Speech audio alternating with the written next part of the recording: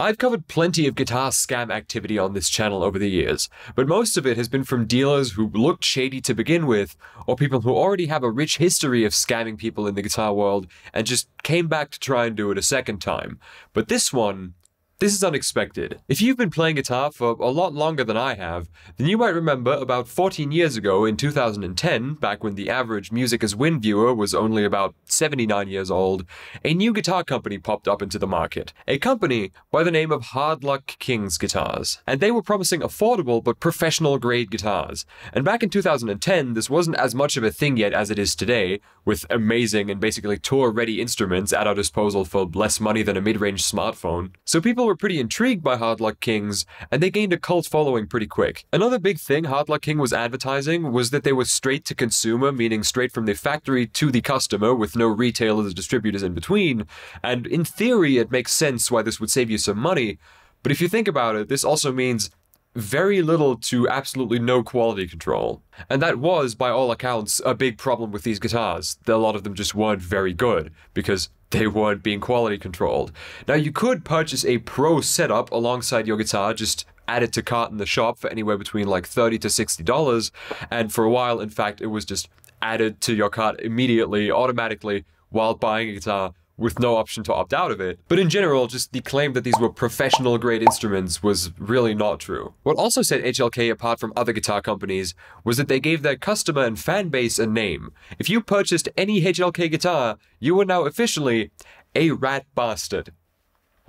Yep. Say you buy a second one for whatever reason, you are now a two-time rat bastard, and so on. Dumbass marketing technique, but admittedly, it did work. The expected demographic of muscle shirt wearing, beer drinking, Pantera listening, anger issues having middle-aged men went nuts for it. You know, the kind of men to post shit like this on Facebook, made by snowflakerepellent.com, and mind you, this is an actual post reposted by one of the members of their Facebook fan group, by the way. And this isn't a new marketing technique by any means. Even big established guitar brands like Kiesel Guitars have been known to make their fan base feel like part of an exclusive club by telling them they're part of a family or something similar. And in this case, you're not part of an HLK family, you're part of the rat bastards, and unsurprisingly, it is usually companies with glaring issues in both quality and the way the company itself is run who rely on this kind of marketing just to limit criticism online, because it's usually shut down fairly quickly just by their weird cult members. They also generally had a habit of giving things very weird names, not that you couldn't tell by what they called their fan base,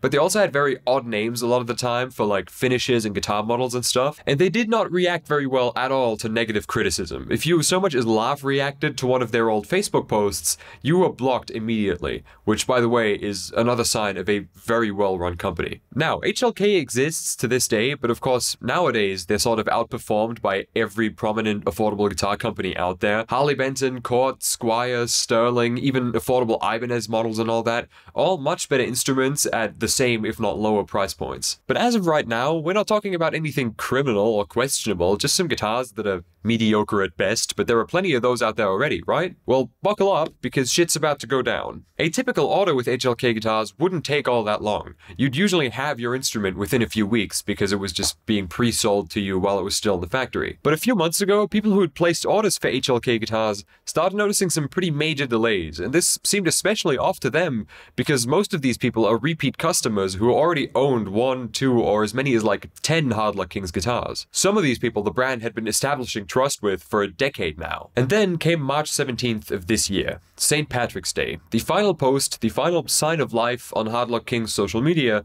before blacking out all of their profile pictures, limiting comments on all posts, taking down their website, and going completely silent. And all this with what I can only assume to be dozens of unfulfilled orders. Taking down the website, of course, also meant that any emails you sent to them would bounce right back to you because they no longer owned the hardluckkings.com domain. So before we continue with all the lore and the drama, of which there's plenty more by the way, let's shift our focus real quick to the CEO of Hardluck Kings Guitars.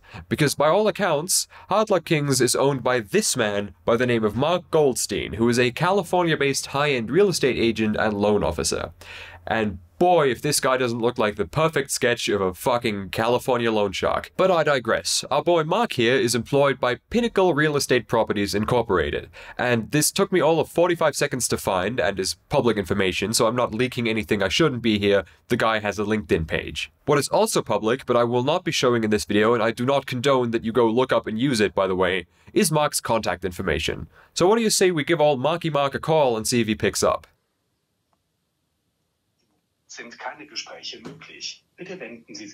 Why wasn't that less than fruitful, but honestly that was to be expected. I also sent Mark an email, but that got absolutely no response. A few people in forums and the dedicated HLK fans Facebook group claimed that Mark's realty profile was briefly changed to Gone Fishin' in an effort to avoid inquiries from angry HLK customers. I can't confirm this, so I'll put it allegedly right there. But even if this was the case, which again I cannot verify, this is still his career, so he can't allegedly hide his contact information forever. Now, in light of all of these events, the customers are understandably freaking out quite a bit. Now, luckily, at least, we're not dealing with like a high-end custom builder who's scamming people here, but that doesn't mean that $300 to $400 isn't still a significant amount of money, and that also doesn't mean that people didn't buy like a guitar and a nice hard case, or 2 guitars, 3 guitars at a time, and didn't receive them. So some of these people are being smart and filing chargebacks through PayPal, which luckily is a service meant to make it easy to get your money back from scammers, or with their credit card companies, which according to the Facebook posts has had varying levels of success. Speaking of that Facebook group again, by the way, I recently requested to join it, and boy, is it a wild ride, because not only is it full of customers airing their grievances about not getting the guitars that they ordered and paid for, but it's even fuller of admins deleting those posts and insisting on positivity. And I should mention, this is an unofficial fan group. It was started by Hardluck King's fans for like-minded people, but it's in no way affiliated with the actual company, which makes posts like these even worse, because they're proof of how easily you can brainwash people into thinking they're part of some tightly knit friend community, just by giving them a free shirt that says "Rat Bastard" on it, alongside their order of cheap garbage with no QC. And what the group is also full of is long-time customers and just poor, naive bastards, literally, who are still convinced that their guitars will show up at some point, and for that reason are not filing chargebacks, which to me is the equivalent of a 31-year-old insisting his father is coming back from the milk store. But anyway, I made a post in that Facebook group asking anybody who had been scammed to please reach out to me for this video, and not only was the post not immediately taken down, but I actually got a bunch of comments from these people telling me what happened to them, and also got a bunch of DMs featuring actual evidence, like receipts from the orders and PayPal chargeback screenshots. And even now, it still gets more interesting, because the guitars that were promised but never shipped to people suddenly started popping up all over eBay, but the seller wasn't Hardluck King's.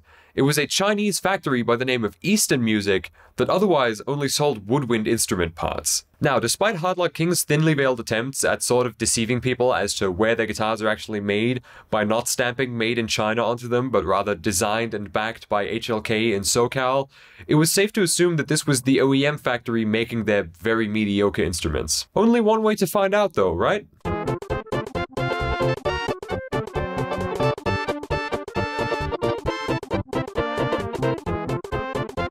So what does the fact that the OEM factory is selling the unfulfilled orders on eBay tell us?